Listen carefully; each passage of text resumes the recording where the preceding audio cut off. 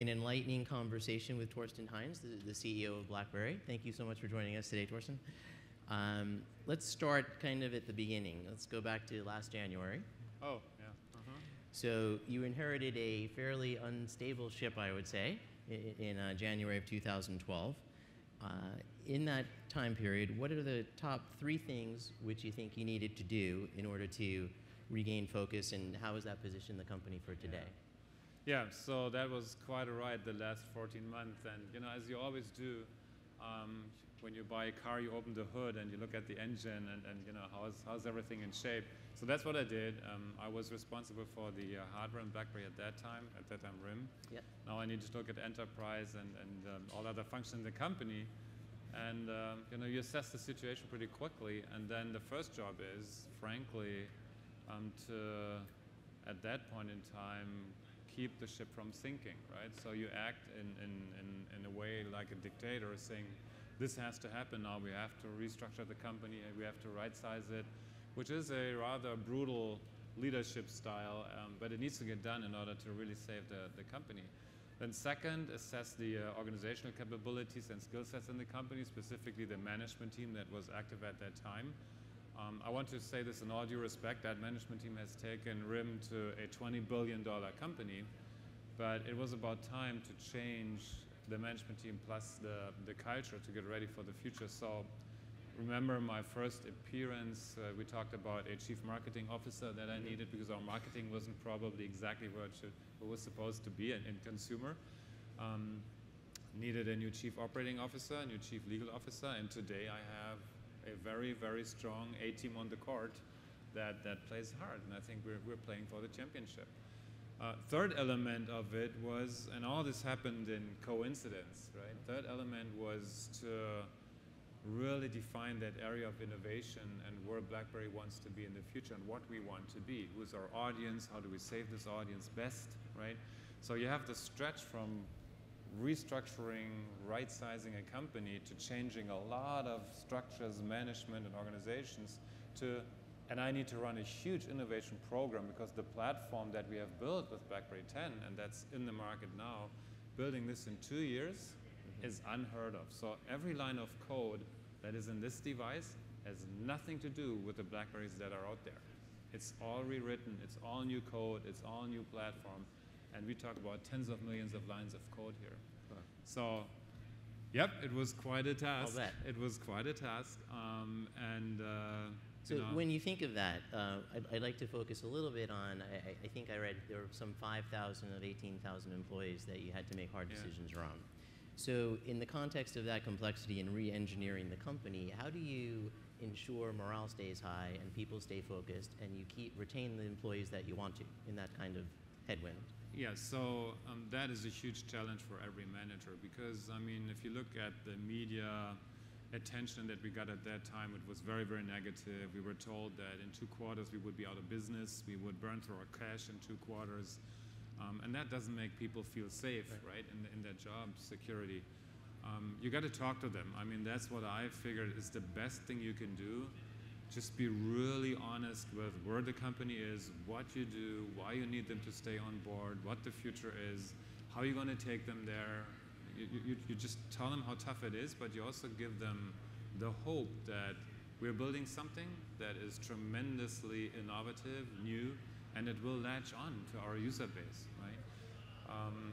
But frankly, I have to be really open here in this forum. I mean, our attrition rate was higher than in any other company at that point in time because people, they love job safety, and if there's better offers out there or companies that were more stable, some of them decided to go there. But we created quite a good fighting team, right? That people that really committed to the task. Right. They pulled others.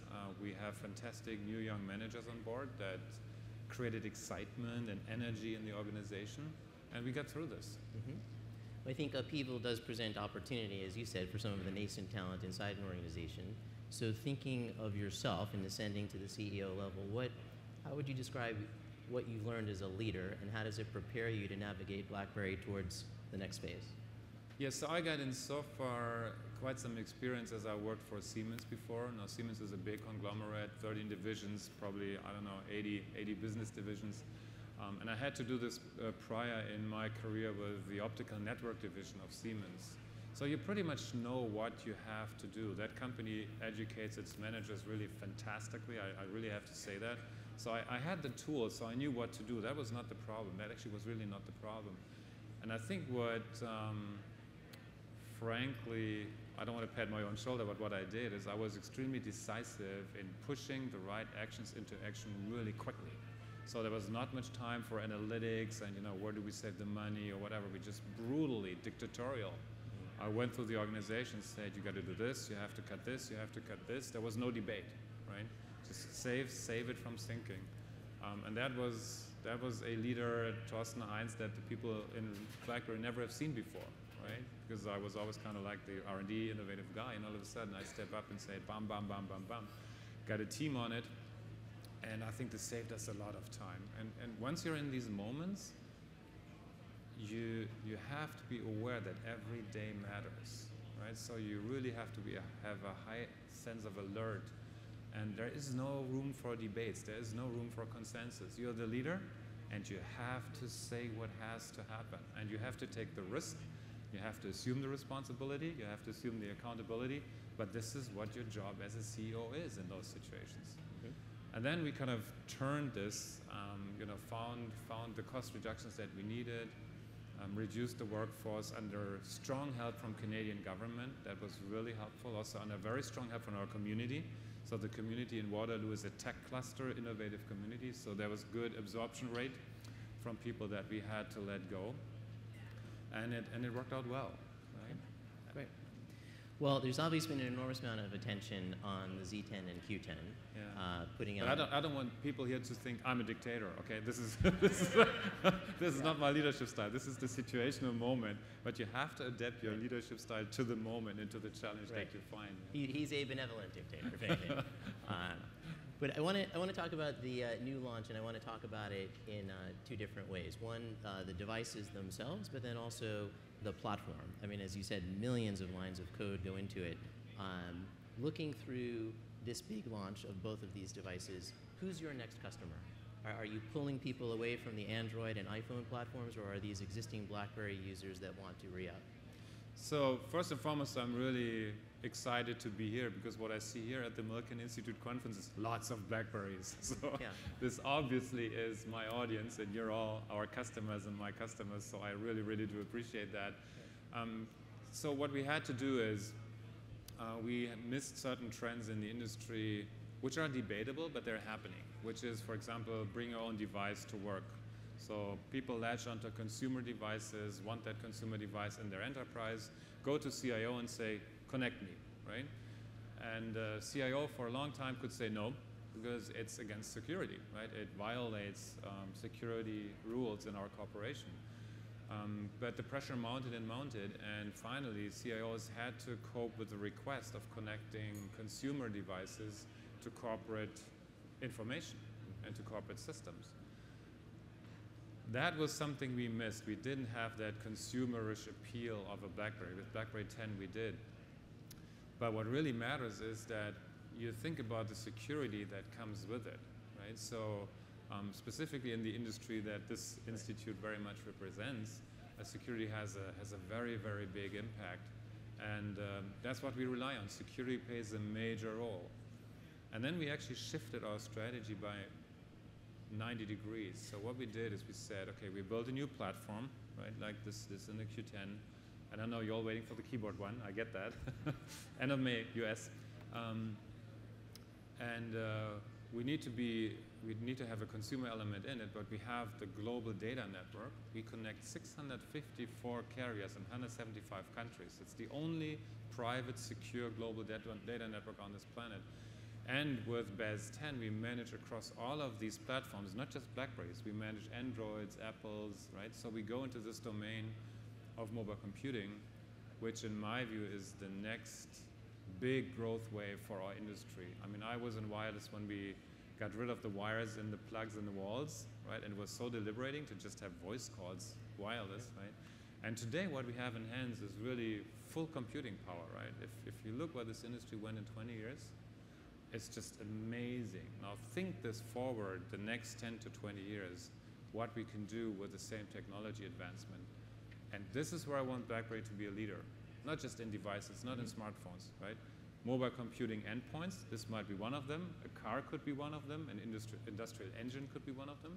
Connect them all through the BlackBerry data network and manage them all as mobile computing endpoints. That's the vision that I'm giving my team that we need to work for. And that's not going to happen in the next quarter. That is probably a company-wide program for the next 2, 3, 4, 5 years. But as you think of the continued pervasiveness of these, as mobile computing further entrenches in all of our lives, what is the security issue that presents, and how does BlackBerry maintain its competitive advantage in the security vein against the competition? I mean, security is something that really, really matters in all corporations and in specifically regulated industries. With BlackBerry 10, we have not given up on that differentiator. It's still the best highly secure system that you can get. And that's part of the architecture that we have in the operating system underneath. And it is also part of the architecture of our data network. If you're subject to really high security needs, this simply is the best solution. Now, what we do in order to address security as a service across various other platforms such as Android and iOS, we provide them the device management, and we also provide them a secure container that they can put onto the device, which doesn't get you close to where BlackBerry is, but it gets you to a good enough security. So what we learned in the last 2 years is security segments in enterprises. Very, very secure, don't ever touch it, to good enough security, to no problem, just connect it to the email server and it's good enough, right? And for us, that really matters. For our customers, we are strong in government, we are strong in financial industry, we are strong in regulated industries. Security still is the issue, but we have to help our customers like you to also have a device that is attractive, that has a cool user interface, that allows you to do what you want to do as a person.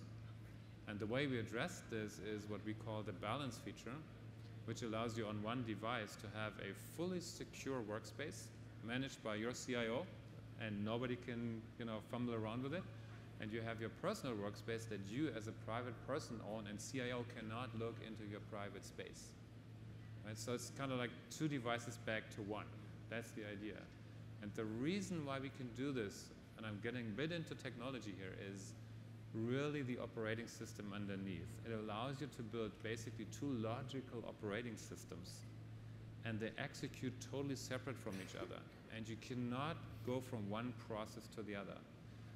That's the difference to open OS systems such as Android, where you have an open OS, and when it's rooted, and your corporate and your private information gets executed on the same OS.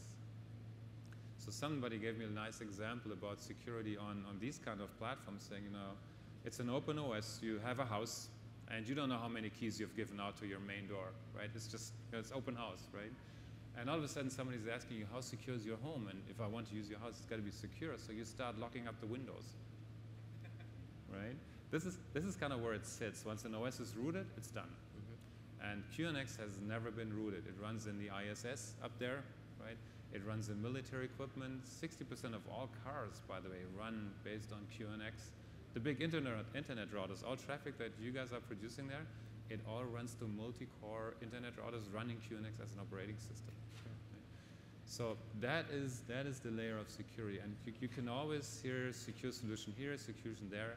If you don't have the end-to-end solution from the device through the firewall to your corporate environment, you will be subject to vulnerabilities. It's just a technological fact. Right? So it matters for us, and it's a huge differentiator for us. So when you think, talk a bit more about the migration from mobile communicating to mobile computing. Like, what is it that you think we're all going to be doing subsequently with this new platform?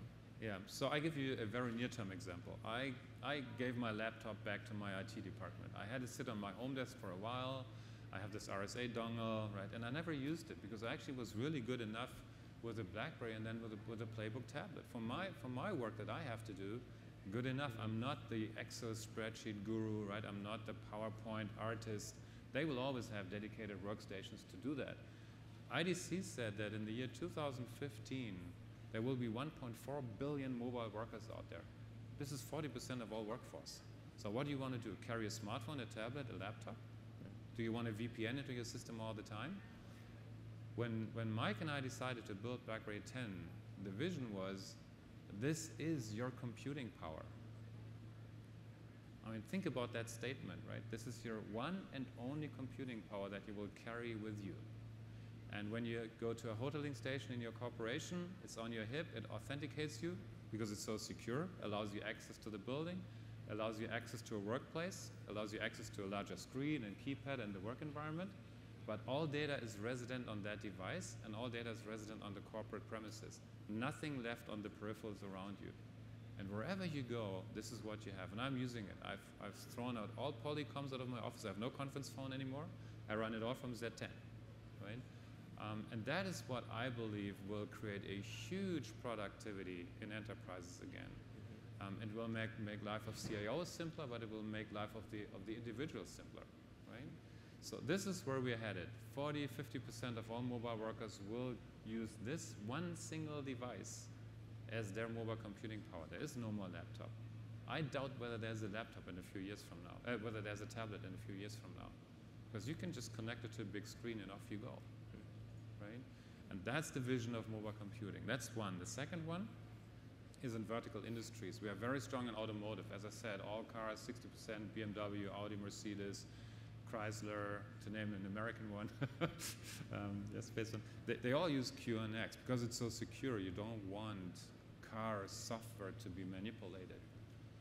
But what they also understand is a car also is a mobile computing endpoint. It needs to be serviced. Software downloads. It needs to support telematics, telemetry, all these data. So they start treating the car as a computer. So we are in very exciting talks about mobile computing in the car, between cars, cars to service centers globally. Think BlackBerry Data Network global, right? We are the only ones that can do this. To connect all their cars and build exciting services actually really for the car owner and the car users. So it's a horizontal layer, and then there's verticals, like in automotive. Healthcare is a big topic. Could talk for hours about that. How you move healthcare from being effort-based to outcome-based. And that's where mobile computing can play a major role. Lots of vision, 5–10 years, but I'm pretty sure 5–10 years from now, we will all be sitting there saying, wow, we didn't expect that. Right. Just as 5–10 years before. Yes, exactly. So an iconic brand and a global brand, when you think of the world, and you see parts of Asia, India, China, where there are emerging middle-class economies that didn't exist before. Africa now has 20+ democracies in sub-Saharan Africa that didn't exist before. I mean, when you think of that as a global CEO, where is your best opportunity, and how does BlackBerry take or create share in those parts of the world? Yeah, if I go back to the last year, what kind of kept us alive, frankly, was our strong customer base in Asia Pac and South Africa, LATAM. We're number one. And if you look into what people do with the BlackBerry there, it's not just a communication tool. They start their micro businesses. They actually create a micro economy. They don't have wireline internet penetration. They don't have laptops and desktops everywhere. So this is the tool to run a business. So they're actually closer to mobile computing than probably we are these days, just by the pure need of getting a job done. That was extremely helpful. We created, for example, for Indonesia, a service we called BBM Money. So you could load, in an ATM machine, you could load money on a BlackBerry, and then you could divert your money to, to people that you owed for certain, efforts they did for you, right? So it became a payment instrument, right? Because there's no strong credit card environment, right? So loading it on this device, having it there secure, then I distribute it to my business partners on a per need basis, was a huge catalyst for building micro businesses in Indonesia. So we want to continue that with BlackBerry 10. Outside of the, let me say, just regular family conversations or BBM groups conversations, that is, I think, a very strong contribution that BlackBerry can make to the societies, to the economies, and to the wealth of those economies, and make sure the democracies that are in place stay stable or become more stable. They provide wealth to the constituents living in this democracy, and that is one of the the aspirations that we have as a company, that we help that cause too. Now in the developed world, it's a bit different. This is where we have to really get ahead in terms of innovation to this true world of mobile computing in verticals and other industries. So it's not one size fits all approach. You have to look at this from a regional basis, and you have to help the societies and the businesses on a regional basis with your features. But the platform is going to be the same. So you've pushed an enormous number of chips onto this, right? And kind of putting a lot of hope and promise onto the success of the new platform, the devices. What worries you? What's the risk that you would be most concerned about going forward?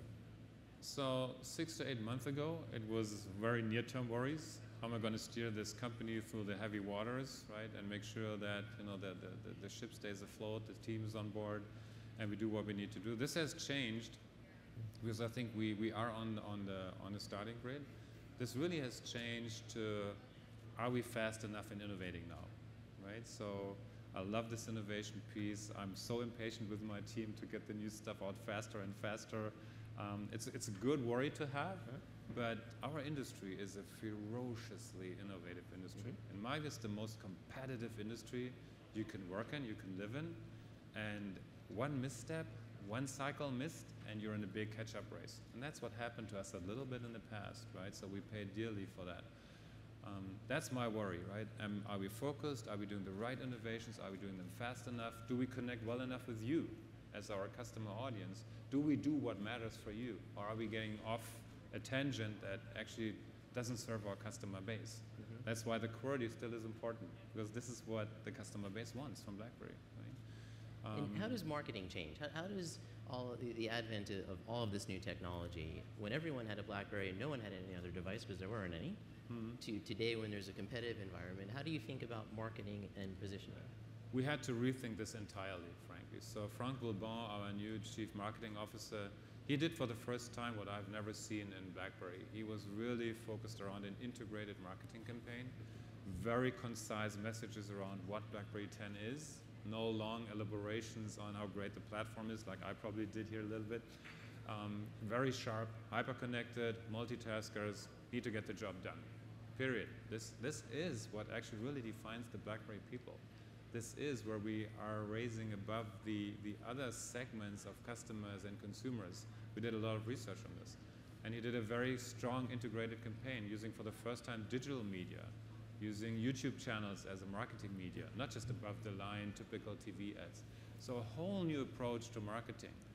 Renaming the company, right? From Research in Motion to BlackBerry. That was a huge step for us because the brand is BlackBerry. Renaming from, it's not a bolt or a curve or a torch, right? It's a BlackBerry, right? This is all the focus that Frank and his team provided to us, and it just clarified so much in the audience who BlackBerry is, what we stand for, and what our target audience is. So great job done there by the marketing team. It needed to get done.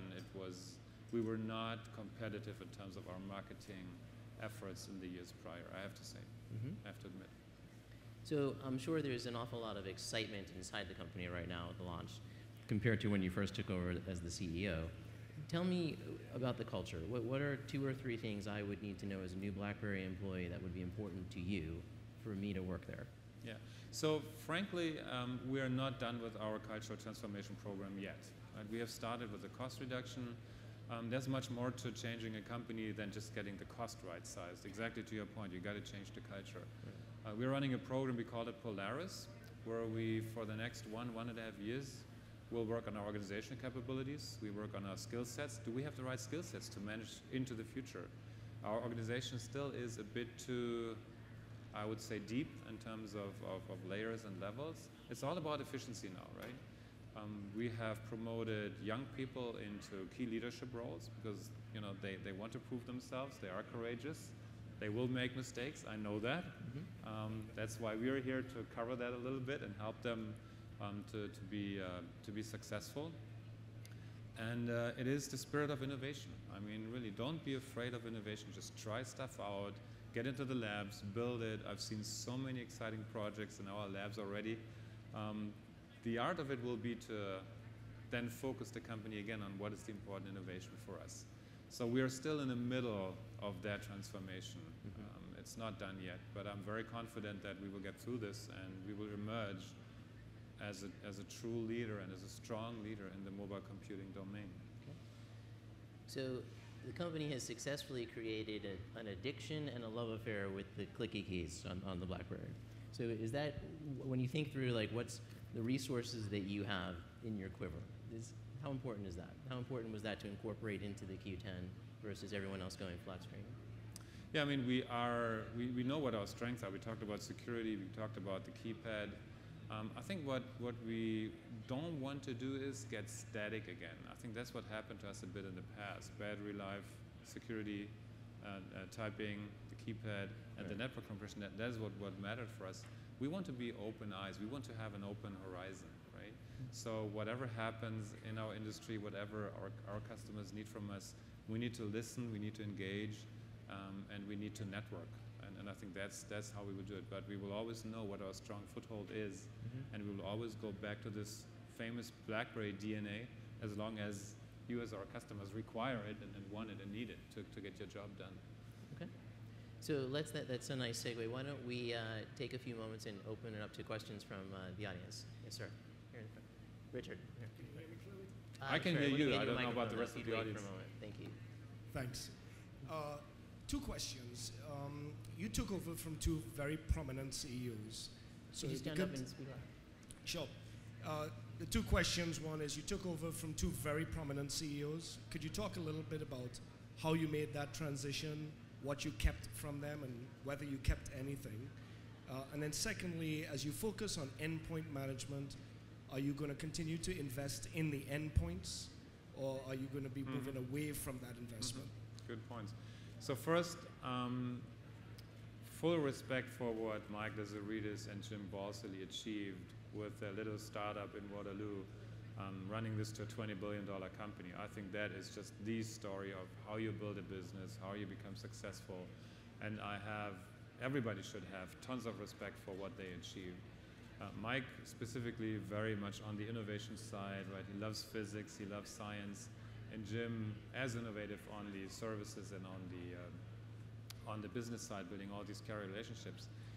But then you kind of hit what I call a little bit innovators or founders dilemma, right? You have this recipe for success and it's just a roaring success.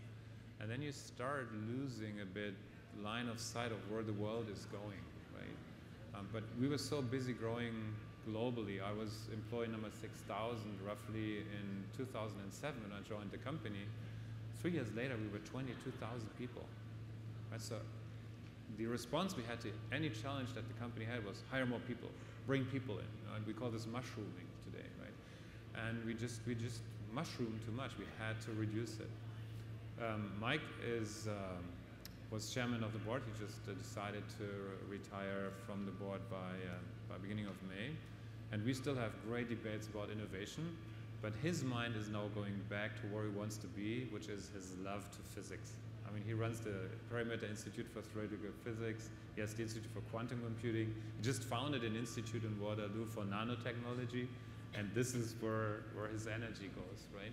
So I think he's freed up to do what he wants to do. And I think he feels also that with the new management team, the company is in good hands. So his heritage that he handed over to us will be dealt with properly. But we have good debates. He's advising me on a lot of things. We talk to each other. I ask him questions. What would you do? Good relationship. On the mobile device endpoints, yes, we will continue for the next foreseeable future to build those endpoints, be it a mobile smartphone, be it a car. The reason is that the end-to-end security has to have both. You have to have the device and you have to have the firewall and what we call the outbound port connection to that server. If you break this down, you break security down. Right? That's why BlackBerries are so secure, because you cannot even get into the boot ROM of a BlackBerry today. Right? So for those high-end solutions, I think for the foreseeable future we will go there. Let me tell you what I will not do, most likely not do, is go into the race to go cheap. Right? Building BlackBerries for $60 devices is not my vision. And I can't even do it because I don't have the scale, I don't have the size of the company, But there's companies out there that know how to do this. They get the last cent out of a $20 device, right? And they're good at it. And that's their play, and I respect that. That's not the BlackBerry play, right? We want to be in the high end. We want our users to have a unique, unified, excellent experience, and I will not sacrifice this on the altar of cost reductions for a device. If I can get there with a good experience, I'll not do it, right? Because I owe you the best BlackBerry experience that I can get you at a certain price point, right? That's the way I look at the endpoint management. But we are excited to get the platform of this, the BB10, into cars, into industrial goods. So don't just think devices, really think about really industrial mobile computing connections. And we're having some very exciting discussions with industry conglomerates where they actually want to use that. Stuff I never thought about. Yes, sir. Thanks. Hello. How do you entice app developers to come to BlackBerry? And maybe you could talk about the importance of apps. And somewhat unrelated question, but I'm also interested in whether BBM, which is so popular, could ever open up to iOS and Android as part of a solution. That is a very good point, especially when you start a new platform, right? Now that is a disadvantage and it's an advantage. So what we did when we architected BlackBerry 10, we went actually to application developers and said, what do you need? What do you want from us? What would make you develop on a BlackBerry? What kind of environment would you like to see? They basically wrote the specification for us, and we did all these developer jam conferences worldwide. I think it was 56 or 70 cities, engaged with them, kept really communicating with them. Where are we with BlackBerry 10? What are we doing? Why are we doing this? Gave them the environment. And they came on and on and on, and we launched with about 70,000 applications.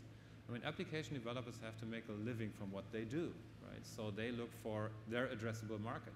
If you're a rather tiny player, which at the moment we are, given the market share reduction we had in the US, and that's US only, then they have to make that decision. Now they see the potential. With the launch of Z10, with the launch of Q10, we get back on the radar screen. Now there's a little way to go to get in the center of the radar screen, but we clearly see them getting more and more interested in BlackBerry 10 because they also understand who our audience is. It's people like you, and they cannot afford not to serve that audience, right? So it's still a work in progress, and I know there's still elements of it that people would love to see that we're working on to get to you. But given where we started, I think it's pretty impressive to be now probably at 110,000 applications. We just added 35,000 in the last 7 weeks, which is quite a high rate. But I'm not that much into quantity either, because I don't want 1,500 solitaire applications. I always make this example, right?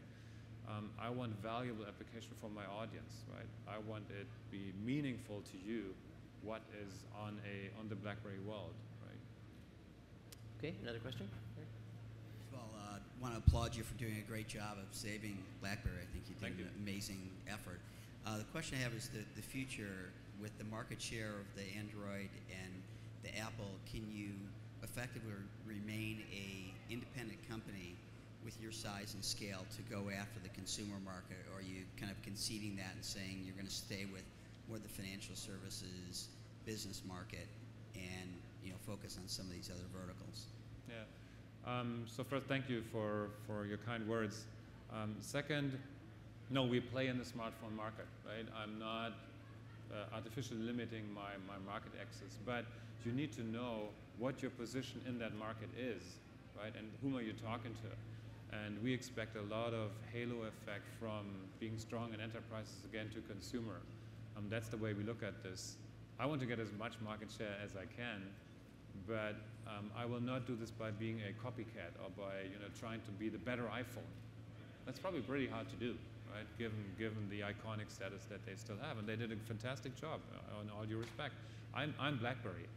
I have my own different position. I need to build on that position, and I need to make sure it's attractive for the audience, and I have to be attractive for consumer. This is where we got caught, right? That we did not think consumer would ever make it into enterprise, and it caught us, right? And we paid for it. Now we are there, so we actually have to be competing with Apple and Samsung in consumer, to be successful in enterprise. Right? That's kind of how the logic works. Okay, any other questions? Yes? Hi, thank you. Earlier you were saying that you wouldn't be surprised if the tablet is going to be obsolete in 5 years from now. Is this something that you would still consider getting into, the tablet production? I would absolutely subscribe to your first statement. I think that if the vision of mobile computing based on one computing power at your hip or wherever you carry comes through, then there's no reason to have a tablet. There might be a reason to have a big screen, right? Which makes sense in enterprises when you have to fill out worksheets and these kind of things, or for fun when you're a consumer. We need to see if and how we get there, because there's some technology to be developed that would allow us to do this. Tablets themselves at the moment, from a pure hardware perspective, are not a good business model, right? It's a crowded place. There is one company that disrupted the entire profit pool because they're running a different business model. They're using it as an e-commerce window, right? So they're not interested in making money with a tablet. They have a business model, which is a pretty savvy one, making money from the e-commerce transactions they're doing on that tablet, right? So I don't see a lot of good reason to just get into this hardware battle again. If I don't come up with a meaningful, valuable service proposition on a tablet that people are willing to pay for, then I won't do it. We had another question on the right side. On the left side, yes.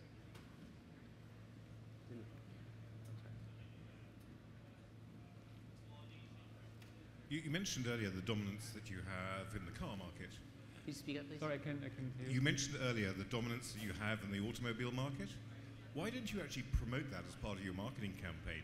I mean, I know about it, but I'm sure a lot of people don't know that you're a resident of so many cars and that you have a huge market share, which is going to be very difficult to dislodge. Can you comment on that?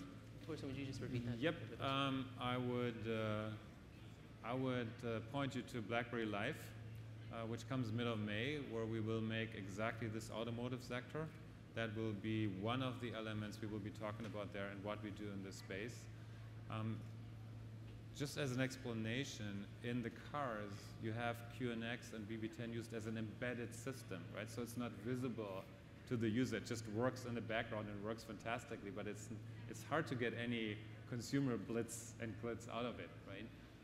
By the way, in many other industries, like the high-speed trains in Germany and France, they run on QNX. Medical equipment runs on QNX. All the MRIs use QNX built by Siemens. So there's a lot of these installations that we have, but it's hard to kind of make this the shiny element of it, right? But it talks to the stability, to the viability, and to the security of the OS that it is in all of these regulated industries, right? Okay. Is there any question on this side, Brian? Yes.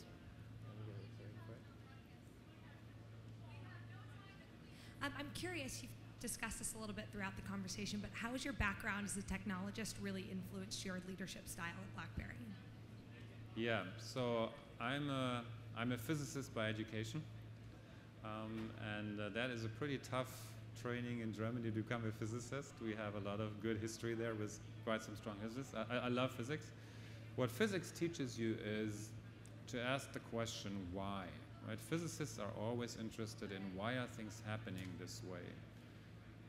And I always make a little bit of a joke with my engineers. Don't take it for granted and say, and the engineer is interested in the how, right? How do I translate this into a product? How do I translate this into something meaningful that people can use? And that's a very positive, creative relationship, right? Somebody asking why, somebody saying, how do I do this now? Right? And you telling them to cut. Yes. Right? So that allowed me to really understand structural thinking. As a physicist, you learn a lot about thinking in structures, and that helped a lot. And you adapt to certain industries. I mean, I was working for a while on military equipment. I was working in wireline telecoms, on optical networks. I did laser physics, so it was close to my heart. Then in wireless, in radio, you're pretty well broadly trained. And as a physicist, you learn to jump in when you need to and to understand, you know, the details of any matter that you're in. So it helped a lot to be broad, right? So I'm not specialized. I was rather broad in terms of my education. And that allows you to be a pretty good dialogue partner for your engineers without going into their detail and into the how too much, right? You got to leave this to them because this is their creative part. We all want to be creative and we all want to be generating something, right? We're proud human people that want to build something. Then don't get into their pockets and tell them what to do. They're fantastic engineers. They will do it perfectly and they will do it well, right? Yes, Marjorie. How do you define success? Wait, Marjorie, wait for the mic. It's okay. So how do you define success 5 years from now? What is your vision? How far from now? 5 years. I would put this in a vision statement. I would say 5 years from now, BlackBerry is the absolute leader in mobile computing, whatever constitutes that fact. That's what I'm driving the company to. And I think we have the assets to do this. We have a new platform. It's the only true mobile computing platform. It's designed for mobile. It's not a downgraded PC OS. It's really important to understand. This thing was never in a PC. It was always mobile, right? That is a huge advantage. We have the network. We can connect all mobile computing endpoints, be it cars, be it industrial goods, and we can manage them. I think this is a pretty good starting point to get into the domain and into the exciting universe of mobile computing. There will be new players. I totally expect this company to look, this industry to look different in 5 years from now, as it happened with wireless. When we went from wireless, look what happened to all the wireline operators, to the wireline infrastructure suppliers. It's a huge shift, and we have to make sure as BlackBerry that we are not just on the ship. We want to make sure we have a say in where that ship goes. Okay, I think one more over here. Can we bring the mic over to you? Hi. So earlier it was mentioned that, BlackBerry is competing against Android and Apple, but recently you guys have also been leapfrogged by the Windows Phone operating system when it comes to smartphones. How do you guys compete with all those three operating systems to stand out and gain all that market share that you mentioned? I think this is a very interesting question, how you compete, because if you look at the industry today, and if you put yourself into the shoes of the big mobile network carriers at the moment, what they see right now is basically two operating systems that dominate the place, right? It's Apple. You can look it up in the market share numbers, right? And it's Android. And Android, in my view, is equal to Samsung. And Samsung did a fantastic job in using their hardware components and their product creation capabilities to just crank out product at an unbelievable speed. I'm way too small to do this. I don't have that engine, right? So my products have to really hit the mark. I have to understand who my audience is. But duopolies are never really well liked because you don't have choice. The consumer has no choice, the enterprise customer has no choice, and the carrier has no choice. So the carriers are asking for a strong third system to balance this out. So exactly, if I would be on Android today with that product, I would be a Me Too. And carriers would look at this and say, yep, how is this different than this device from company A or from company C, right? And I would be in the Me Too domain. And my differentiation potential would probably be hardware design, a little bit of user interface, right? But that's it. The decision we made to build our own platform, in my view, was the best decision we ever made because it establishes us as a player who owns the complete stack in a device. We can really differentiate ourselves. We can do what we think is right to do. We are not dependent on anyone giving us an operating system. That's why we play the security card so hard. That's why we did BlackBerry 10, because we want to be the best in security. That's why we needed this BlackBerry 10 QNX underneath. As I said, it runs the high-speed trains. It runs nuclear power reactors. It runs the ISS, right? And that's what we decided. We need to be not just different, we need to be serving the purpose of BlackBerry, which is security, reliability, great typing experience, and now with the Z10 and with the Q10, also the consumer element of all of this. Okay, one last question. Yes, John.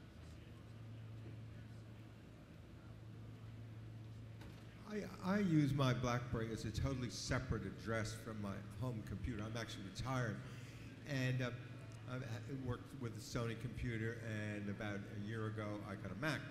And the most attractive thing about the Mac is that I can go trotting down to the Mac, to the Apple Store, and have them help me with things I don't know because I'm sort of naive and all that.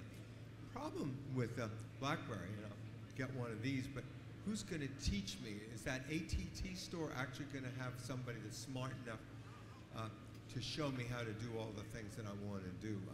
In other words, I need some OJT training. I think this is a very good point, because I think what you're addressing is this is not just a phone anymore, right? It is a computer, right? And it does tons of things for you, right? And it's actually flexible about downloading every application that you can find on BlackBerry World, for example. The way we're targeting this is the stores of our carriers are doing a good job in figuring out which kind of user you are and which device you probably should latch onto because of your user profile. They have also quite some decent technology understanding, but I don't think this is getting to where you want to be.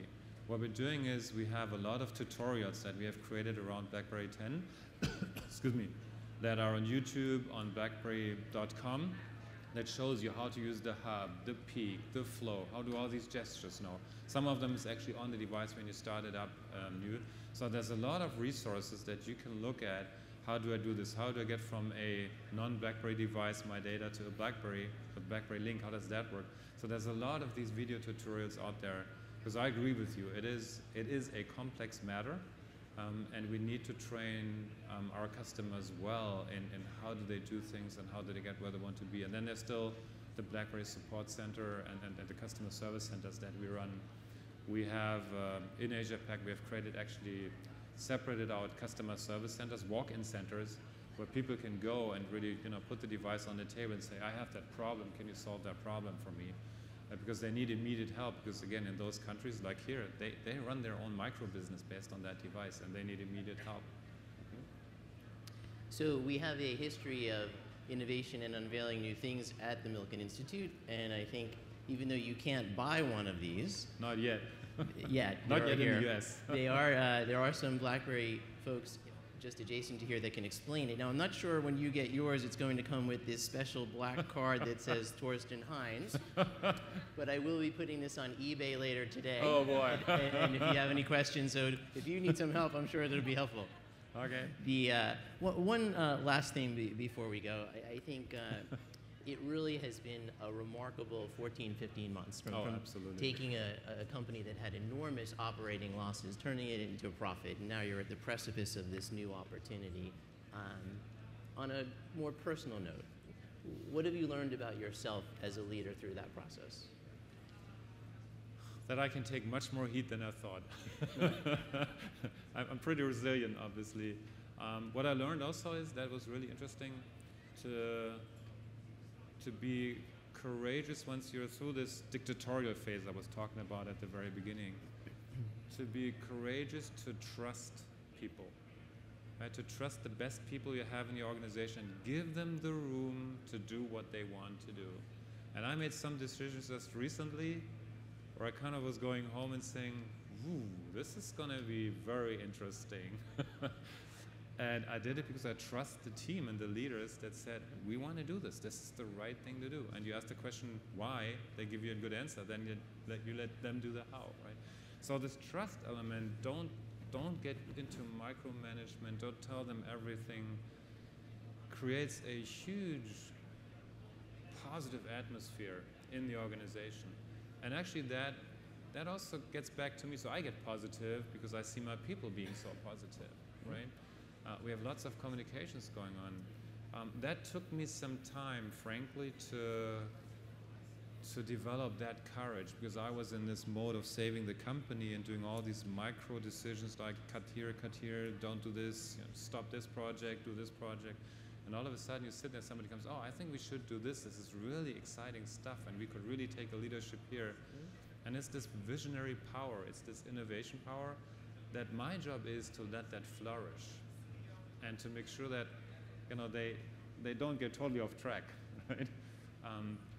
And that was a fantastic learning for me, really, to work with these people and let go a bit and allow things to happen, right? I love this. I really do love this. This is a lot of my fun part of my work, actually. And it's a great team, I have to say that. You've got to have a great team to allow that to happen.